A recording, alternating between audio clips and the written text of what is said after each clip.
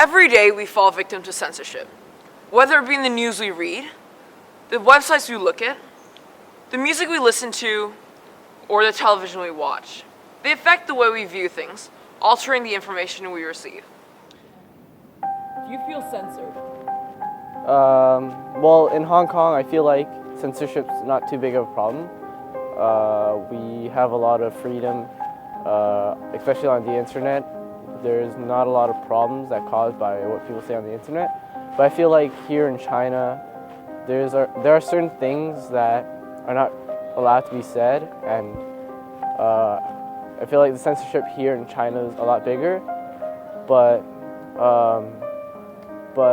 I don't feel like the Chinese citizens don't really feel like it's a problem. So to them, I think, since they've lived with it for so long with the censorship of the internet, I think they've gotten used to it, and it seems like less of a problem than we think it is. Do you think censorship in China is a good idea?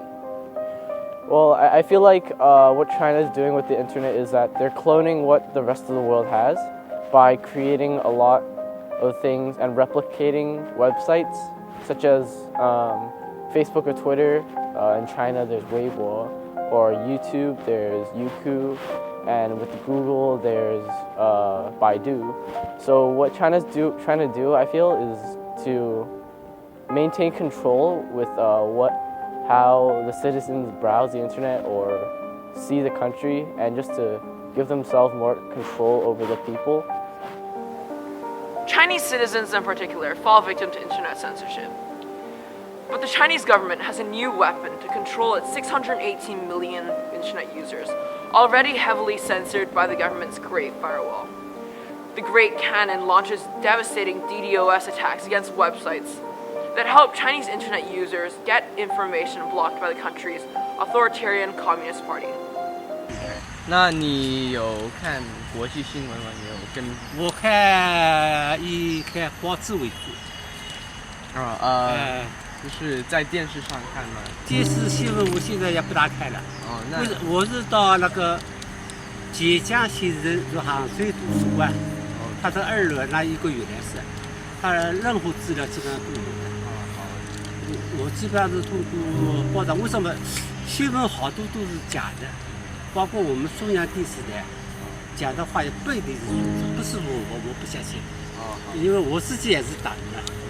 但是呢，因为现在上面讲假的话很多，不是我71岁了，我们这是就是维护来的，所以对以前的事情感情很深。在现在好多搞的话，我们按照我的看法，不一定接受得了。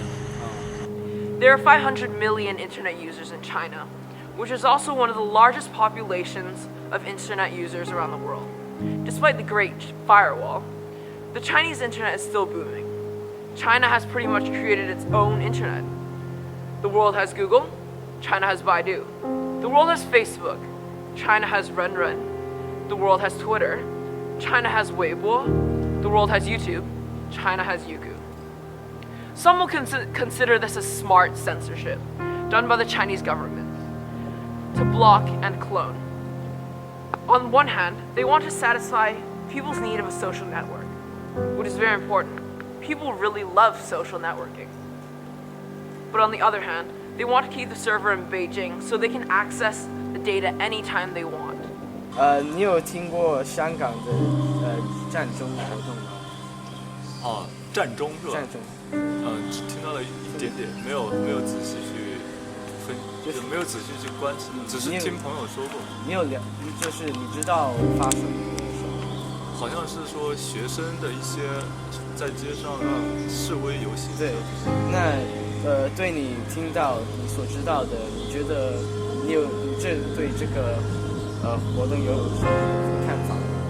我是觉得年轻人有这样的那种爱国的热情是非常好的，但是我觉得作为一个学生这么轻而易举，不是这么贸然的去组织这种这属于是政治运动，还是比较轻率的，就是方式还可以再思考一些。对，但但是这种新现象。 There are 300 million microbloggers in China, equivalent to the entire population of the United States. But why is China's social networking, even within the censorship, so booming? Part of the reason is because of the Chinese language. You know, Twitter has a limitation of 140 characters, but in English, it's 20 words or a sentence with a short link. But in the Chinese language, it's really 140 characters, which is essentially a paragraph or a story.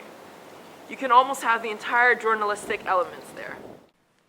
In conclusion, China's Great Firewall has the potential of controlling China's 6 million internet users.